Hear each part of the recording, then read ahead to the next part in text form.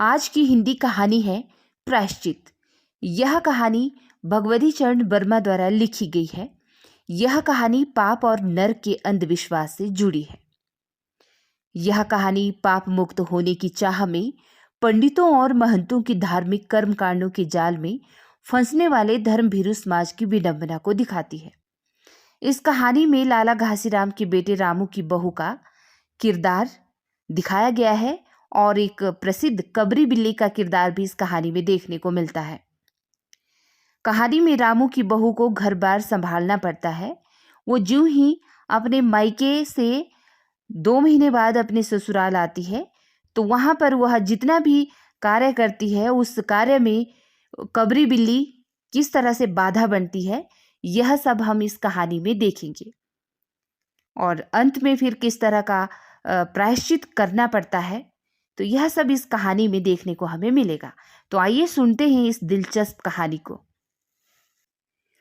अगर कबरी बिल्ली घर भर भी किसी से प्रेम करती थी तो रामू की बहू से, और अगर रामू की बहू घर भर में किसी से घृणा करती थी तो कबरी बिल्ली से। रामू की बहू 2 महीने हुए मायके से प्रथम बार ससुराल आई थी। पति की प्यारी और सास की दुलारी 14 वर्ष की बालिका। भंडार घर की चाबी उसकी करधनी में लटकने लगी। नौकरों पर भी उसका हुक्म चलने लगा और रामू की बहू घर में सब कुछ।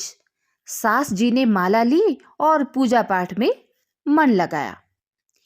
लेकिन ठहरी 14 वर्ष की बालिका कभी भंडार घर खुला है तो कभी भंडार घर में बैठे बैठे सो गई। कबरी बिल्ली को मौका मिला तो घी दूध पर अब वह जुट गई। रामू की बहू की जान आफत में और कबरी बिल्ली के छक्के पंजे। रामू की बहू हांडी में घी रखते रखते ऊंघ गई और बचा हुआ घी कबरी के पेट में। रामू की बहू दूध ढककर मिसरानी को जिन्स देने गई और दूध नदारद। अगर बात यहीं तक रह जाती तो भी बुरा न था। कबरी रामू की बहू से कुछ ऐसा परच गई थी कि रामू की बहू के लिए खाना पीना दुश्वार हो गया था। रामू की बहू के कमरे में रबड़ी से भरी कटोरी पहुंची और रामू जब आए तब तक कटोरी साफ चटी हुई थी। अब बाजार से बालाई आई और जब तक रामू की बहू ने पान लगाया तो बालाई गायब। रामू की बहू ने तय कर लिया कि या तो वही कबरी बिल्ली घर में रहेगी या फिर मैं ही इस घर में रहूंगी। मतलब कबरी बिल्ली से रामू की बहू को इतनी चिढ़ मच गई क्योंकि वह जो कुछ भी लाती वह कबरी बिल्ली सारा का सारा चट कर जाती। मोर्चाबंदी हो गई और दोनों सतर्क। बिल्ली फंसाने का कटघरा आया। उसमें दूध, बालाई, चूहे और भी बिल्ली को स्वादिष्ट लगने वाले विविध प्रकार के व्यंजन रखे गए। लेकिन बिल्ली ने उधर निगाह तक न डाली। इधर कबरी ने सरगर्मी दिखलाई। अभी तक तो वह रामू की बहू से डरती थी, पर अब वह साथ लग गई, लेकिन इतने फासले पर कि रामू की बहू उस पर हाथ न लगा सके। कबरी के हौसले बढ़ जाने से रामू की बहू को घर में रहना मुश्किल हो गया।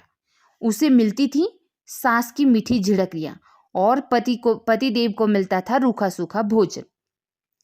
एक दिन रामू की बहू ने रामू के लिए खीर बनाई। पिस्ता, बादाम, मखाने और तरह तरह के मेवे दूध में ओटे गए। सोने का वर्क चिपकाया गया और खीर से भरकर कटोरा कमरे के एक ऐसे ऊंचे ताक पर रखा गया जहां बिल्ली न पहुंच सके। अब रामू की बहू इसके बाद पान लगाने में लग गई। उधर बिल्ली कमरे में आई। ताक के नीचे खड़े होकर उसने ऊपर कटोरे की ओर देखा, सूंघा कि माल अच्छा है। ताक की ऊंचाई अंदाजी, यानी कि उसने ताक की ऊंचाई का अंदाजा लगाया तो उधर रामू की बहू पान लगा रही थी। पान लगाकर रामू की बहू सास जी को पान देने चली गई और इतने में कबरी ने छलांग मारी और पंजा कटोरे में लगा और कटोरा झनझनाहट की आवाज के साथ फर्श पर आ गिरा। आवाज रामू की बहू के कान में पहुंची। सास के सामने पान फेंककर वह दौड़ी कि क्या देखती है कि फूल का कटोरा टुकड़े टुकड़े, खीर फर्श पर और बिल्ली डट कर खीर उड़ा रही है।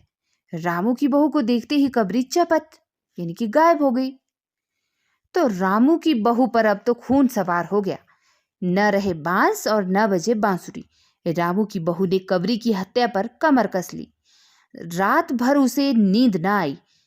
किस दांव से कबरी पर वार किया जाए कि फिर जिंदा ना बचे, यही पड़े पड़े सोचती रही।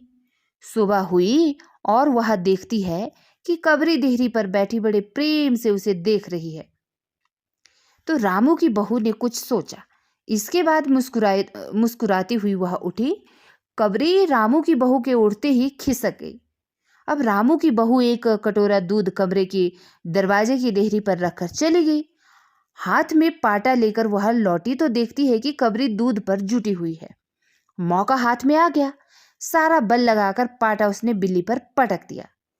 कबरी न हिली, न डुली, न चीखी, न चिल्लाई, बस एकदम उलट गई।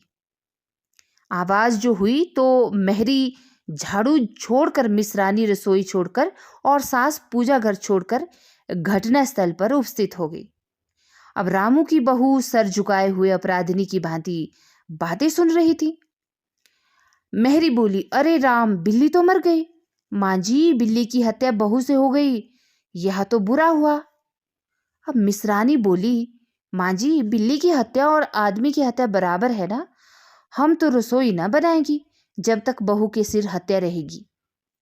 तो सास जी बोली, हाँ ठीक तो कहती हो। अब जब तक बहू के सर से हत्या ना उतर जाए तब तक कोई ना कोई, मतलब कोई भी पानी भी नहीं पी सकता है, न खाना खा सकता है। और बहू, यह क्या कर डाला तूने? तो मेहरी ने कहा, फिर क्या, फिर क्या होगा? कहो तो पंडित जी को बुलाया लाए। अब सास की जान में जान आई। अरे हाँ, जल्दी दौड़ के पंडित जी को बुला लो। बिल्ली की हत्या की खबर बिजली की तरह पड़ोस में फैल गई। पड़ोस की औरतों का रामू के घर तांता बंद गया। चारों तरफ से प्रश्नों की बौछार और रामू की बहू सिर झुकाए बैठी। पंडित परम सुख को जब यह खबर मिली तो उस समय वह पूजा कर रहे थे। खबर पाते ही वे उठ पड़े।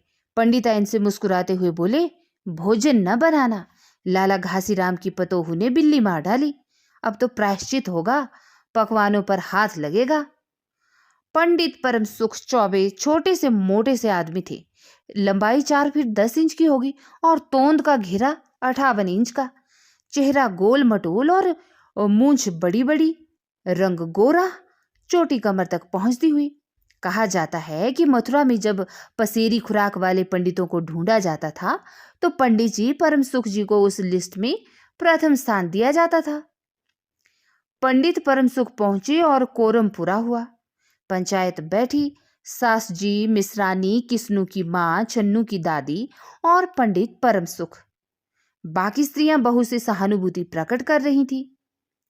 अब किस्नू की माँ ने कहा, पंडित जी, बिल्ली की हत्या करने से कौन नरक मिलता है? तो पंडित परम सुख ने पतरा देखते हुए कहा, अरे बिल्ली की हत्या अकेले से तो नरक का नाम नहीं बतलाया जा सकता, वह मुहूर्त भी मालूम हो। जब बिल्ली की हत्या हुई तब नरक का पता लग सकता था। यही कोई 7 बजे होगी सुबह के, मिश्रानी जी ने कहा। तो पंडित परम सुख ने पतरे के पन्ने उल्टे और अक्षरों पर उंगलियां चलाई, माथे पर हाथ लगाया और कुछ सोचा। चेहरे पर धुंधलापन आया और माथे पर बल पड़े। नाक कुछ सिकुड़ी और स्वर गंभीर हो गया, हरे कृष्णा, हे कृष्ण। बड़ा बुरा हुआ। प्रातःकाल ब्रह्म मुहूर्त में बिल्ली की हत्या, घोर कुंभीपाक नरक का विधान है। रामू की माँ, यह तो बड़ा बुरा हुआ। और रामू की माँ की आंखों में आंसू आ गए। तो फिर पंडित जी, अब क्या होगा, आप ही बतलाएं। तो पंडित परम सुख मुस्कुराए और रामू की माँ, चिंता की कौन सी बात है, हम पुरोहित फिर कौन दिन के लिए हैं। शास्त्रों में प्रायश्चित का विधान है, सो प्रायश्चित से सब कुछ ठीक हो जाएगा। अब रामू की माँ ने कहा, पंडित जी, इसीलिए तो आपको बुलवाया था। अब आगे बतलाओ कि क्या किया जाए। किया क्या जाए, यही एक सोने की बिल्ली बनवाकर बहू से दान करवा दी जाए। जब तक बिल्ली ना दे दी जाएगी तब तक तो घर अपवित्र ही रहेगा। बिल्ली दान देने के बाद 21 दिन का पाठ हो जाए। छन्नू की दादी बोली, हाँ और क्या, पंडित जी ठीक तो कहते हैं, बिल्ली अभी दान दे दी जाए और पाठ फिर हो जाए। तो रामू की माँ ने कहा, तो पंडित जी, कितने तोले की बिल्ली बनवाई जाए? तो पंडित परम सुख मुस्कुराए, अपनी तोंद पर हाथ फेरते हुए उन्होंने कहा, बिल्ली कितने तोले की बनवाई जाए? अरे रामू की माँ, शास्त्रों में तो लिखा है कि बिल्ली के वजन भर सोने की बिल्ली बनवाई जाए। लेकिन अब कलयुग आ गया है, धर्म कर्म का नाश हो गया है, श्रद्धा कहीं नहीं रही। सो रामू की माँ, बिल्ली के तोल भर की बिल्ली तो क्या बनेगी, क्योंकि बिल्ली तो 20-21 सेर से कम की क्या होगी। हाँ, कम से कम 21 तोले की बिल्ली बनवाकर दान करवा दो, और आगे तो अपनी अपनी श्रद्धा फिर। तो रामू की माँ ने आंखें फाड़कर पंडित परम सुख को देखा। अरे बाप रे, 21 तोला सोना! पंडित जी, यह तो बहुत है, तोला भर की बिल्ली से काम न निकलेगा। तो पंडित परम सुख हंस पड़े। रामू की माँ, 1 तोला सोने की बिल्ली? अरे रुपया का लोभ बहू से बढ़ गया क्या? बहू के सिर बड़ा पाप है, इसमें इतना लोभ ठीक नहीं। रामू की माँ, मोल तोल शुरू हुआ और फिर मामला 11 तोले की बिल्ली पर ठीक हो गया। अब इसके बाद पूजा पाठ की बात आई। पंडित परम सुख ने कहा, उसमें क्या मुश्किल है, हम लोग किस दिन के लिए हैं? रामू की माँ, मैं पाठ कर दिया करूंगा और पूजा की सामग्री आप हमारे घर भिजवा देना। अब पूजा का सामान कितना लगेगा? अरे कम से कम में हम पूजा कर देंगे। दान के लिए करीब 10 मन गेहूं, 1 मन चावल, 1 मन दाल और मन भर तिल, 5 मन जौ और 5 मन चना, 4 पसेरी घी और मन भर नमक भी लगेगा। बस इतने से काम चल जाएगा। अरे बाप रे, इतना सामान! पंडित जी, इसमें तो 150 रुपया का खर्चा हो जाएगा। रामू की माँ ने रुआंसी होकर कहा। फिर इससे कम में तो काम न चलेगा। बिल्ली की हत्या कितना बड़ा पाप है। रामू की माँ, खर्च को देखते वक्त पहले बहू के पाप को तो देख लो। यह तो प्रायश्चित है, कोई हंसी खेल थोड़ी ही है। और जैसी जिसकी मर्यादा, प्रायश्चित में उसे वैसा खर्च भी करना पड़ता है। आप लोग कोई ऐसे वैसे थोड़े हैं। अरे 100-150 रुपया आप लोगों के हाथ का मैल है, मैल। अब पंडित परम सुख की बात ने पंच प्रभावित हुए। मतलब वहां पर जो पंच बैठे हुए थे, तो वे सारे के सारे पंडित परम सुख की बात से प्रभावित हुए। किस्नू की माँ ने कहा, पंडित जी ठीक तो कहते हैं, बिल्ली की हत्या कोई ऐसा वैसा पाप तो है नहीं, बड़े पाप के लिए बड़ा खर्च भी होना चाहिए। छन्नू की दादी ने कहा, और नहीं तो क्या, दान पुण्य से ही पाप करते हैं, दान पुण्य में किफायत ठीक नहीं। अब मिश्रानी ने कहा, और फिर माँ जी, आप लोग बड़े आदमी ठहरे, इतना खर्च कौन आप लोगों को अखरेगा। रामू की माँ ने अपने चारों ओर देखा। सभी पंच पंडित जी के साथ थे। पंडित परम सुख मुस्कुरा रहे थे। उन्होंने कहा, रामू की माँ, एक तरफ तो बहू के लिए कुंभी पाक नरक है और दूसरी तरफ तुम्हारे जिम्मे थोड़ा सा खर्चा है, सो उससे मुंह न मोड़ो। एक ठंडी सांस लेते हुए रामू की माँ ने कहा, अब तो जो नाच नचाओगे नाचना ही पड़ेगा। पंडित परम सुख जरा कुछ बिगड़ कर बोले, रामू की माँ, यह तो खुशी की बात है, अगर तुम्हें यह अखरता है तो न करो, मैं चला। इतना कहकर पंडित जी ने पोथी पत्रा बटोरा। अरे पंडित जी, रामू की माँ को कुछ नहीं अखरता, बेचारी को कितना दुख है, बिगड़ो ना। मिश्रानी, छन्नू की दादी और किस्नू की माँ ने एक स्वर में कहा। अब रामू की माँ ने पंडित जी के पैर पकड़े और पंडित जी ने अब जमकर आसन जमाया। और क्या हो, 21 दिन के पाठ के 21 रुपए और 21 दिन तक दोनों वक्त 5-5 ब्राह्मणों को भोजन करवाना पड़ेगा। कुछ रुककर पंडित सुखराम ने कहा, सो इसकी चिंता न करो, मैं अकेले दोनों समय भोजन कर लूंगा और मेरे अकेले भोजन करने से 5 ब्राह्मण के भोजन का फल मिल जाएगा। अब यह तो पंडित जी ठीक कहते हैं, पंडित जी की टोन तो देखो। मिस रानी ने मुस्कुराते हुए पंडित जी पर व्यंग्य किया। अच्छा, तो फिर प्रायश्चित का प्रबंध करवाओ। रामू की माँ 11 तोला सोना निकालो, मैं उसकी बिल्ली बनवा लाऊं। 2 घंटे में मैं बनवा कर लौटूंगा, तब तक सब पूजा का प्रबंध कर लो। और देखो पूजा के लिए। पंडित जी की बात खत्म भी ना हुई थी कि मेहरी हाँफती हुई कमरे में घुस आई और सब लोग चौंक उठे। रामू की माँ ने घबराकर कहा, अरे क्या हुआ री? तो मेहरी ने लड़खड़ाते स्वर में कहा, माँ जी, बिल्ली तो उठकर भाग गई। तो यह थी कहानी प्रायश्चित। आई एम श्योर आपको यह कहानी बहुत पसंद आई है।